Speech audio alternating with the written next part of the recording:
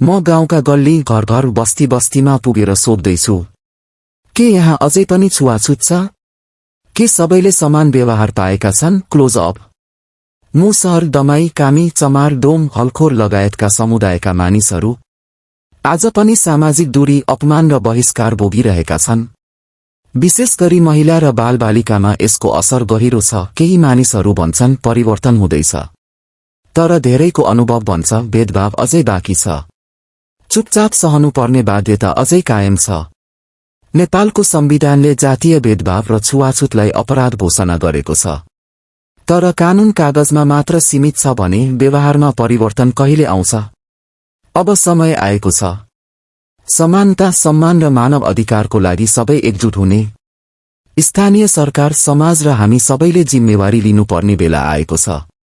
छुवाछुत अन्त्य गरौं, मानवता जोगाउँ,